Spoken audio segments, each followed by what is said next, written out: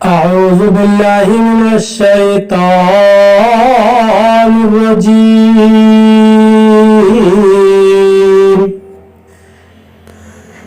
بسم الله الرحمن الرحيم. في قلوبهم مرض فزادهم الله مرضا وَلَهُمْ عَذَابٌ عَلِيمٌ بِمَا كَانُوا يَكْذِبُونَ. ترجمہ کنز ایمان. اللہ کے نام سے شروع جو نہایت مہربان رحم والا. ان کے دلوں میں بیماری ہے تو اللہ نے ان کی بیماری اور بڑھائی اور ان کے لیے دردناک عذاب ہے بدلہ ان کے جھوٹ کا. ترجمہ کنز عرفان. ان کے دلوں میں بیماری ہے تو اللہ نے ان کی بیماری میں اور اضافہ کر دیا اور ان کے لیے ان کے جھوٹ بولنے کی وجہ سے دردناک عذاب ہے. فی قلوبہم مرض. ان کے دلوں میں بیماری ہے.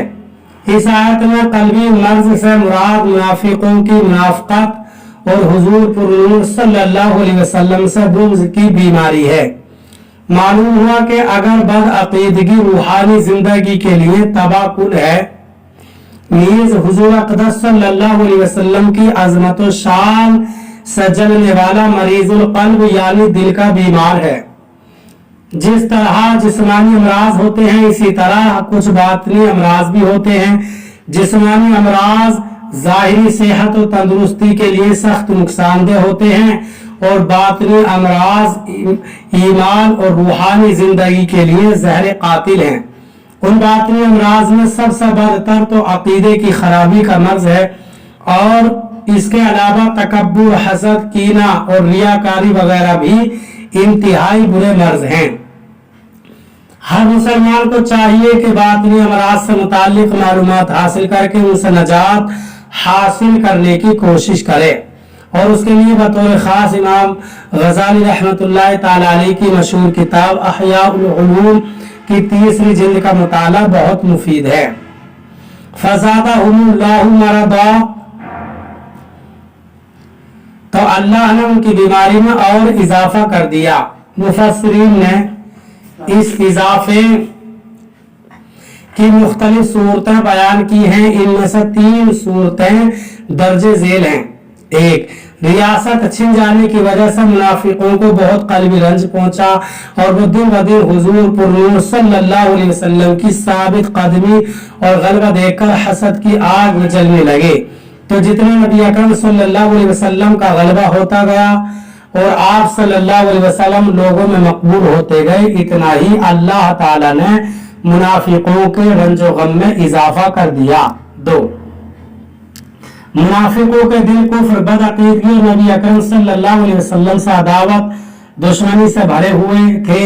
اللہ تعالیٰ نے ان کی ان چیزوں میں اس طرح اضافہ کر دیا کہ ان کے دلوں پر مہر لگا دی تاکہ کوئی واعظ و نصیحت ان پر اثر انداز نہ ہو سکے. 3.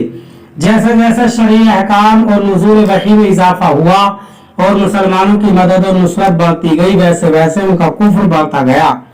بلکہ ان کا حال تو یہ تھا کہ کلمہ شہادت پڑھنا ان پر بہت دشوار تھا اور اوپر سے عبادات میں اضافہ ہو گیا اور جرموں کی سزائیں بھی نازل ہو گئی جس کی وجہ سے یہ لوگ بہت بے چین ہو گئے تھے.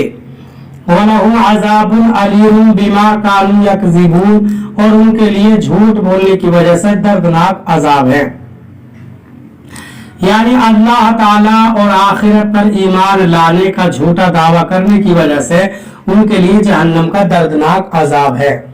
اس آیت سے معلوم ہوا کہ جھوٹ بولنا حرام ہے اور اس پر دردناک عذاب کی وعید ہے. لہذا ہر مسلمان کو چاہیے کہ وہ اس سے بچنے کی خوب کوشش کرے. حضرت عبداللہ بن مسعود رضی اللہ تعالیٰ عنہ سے مروی ہے کہ رسول اللہ صلی اللہ علیہ وسلم نے ارشاد فرمایا، سچائی کو اپنے اوپر لازم کر لو کیونکہ سچائی نیکی کی طرف لے جاتی ہے اور نیکی جنت کا راستہ دکھاتی ہے. آدمی برابر سچ بولتا رہتا ہے اور سچ بولنے کی کوشش کرتا رہتا ہے یہاں تک کہ وہ اللہ تعالیٰ کے نزدیک صدیق لکھ دیا جاتا ہے. اور جھوٹ سے بچو کہ وہ جھوٹ گناہ کی طرف لے جاتا ہے और गुनाह जहन्नम का रास्ता दिखाता है और आदमी बराबर झूठ बोलता रहता है और झूठ बोलने की कोशिश करता है, यहाँ तक कि अल्लाह ताला के नजदीक कज़्ज़ाब लिख दिया जाता है। हजरत अनस रज़ी अल्लाह ताला अन्हु से रिवायत है, हुज़ूर अक़दस सल्लल्लाहु अलैहि वसल्लम ने इरशाद फरमाया, जो शख्स झूठ बोलना छोड़ दे वो बातिल, और वो बातिल है यानी झूठ छोड़ने की चीज ही है, उसके लिए जन्नत के किनारे में मकान बनाया जाएगा। वइज़ा क़ीला लहुम ला तुफ़सिदू फ़िल अर्द क़ालू इन्नमा नहनु मुस्लिहून अला इन्नहुम हुमुल मुफ़सिदून वलाकिन ला यशऊरून। तर्जमा कंजुल ईमान, और जो उनसे कहा जाए जमीन में फसाद ना करो तो कहते हैं हम तो संवारने वाले हैं, सुनता है वही फसादी है मगर उन्हें शऊर नहीं। तर्जमा कंजुल इरफान, और जब उनसे कहा जाए कि जमीन में फसाद ना करो तो कहते हैं हम तो सिर्फ इस्लाह करने वाले हैं, सुन लो बेशक यही लोग फसाद फैलाने वाले हैं मगर उन्हें इसका शऊर नहीं। ला तुफ़सिदू फ़िल अर्द, जमीन में फसाद न फैलाओ। इस आयत और इसके बाद वाली आयत में इरशाद फरमाया कि जब ईमान वालों की तरफ से मुनाफिकों को कहा जाए कि बातिल में कुफ्र रखकर और सही ईमान लाने में पसोपेश करके जमीन में फसाद ना करो तो वो कहते हैं कि तुम हमें इस तरह ना कहो क्योंकि हमारा मकसद तो सिर्फ इस्लाह करना है। ऐ ईमान वालों, तुम जान लो कि अपनी उसी रविश पर कायम रहने की वजह से यही लोग फसाद फैलाने वाले हैं मगर उन्हें इस बात का शऊर नहीं, क्योंकि उनमें वो हिस्स बाकी नहीं रही जिससे ये अपनी इस खराबी को पहचान सकें।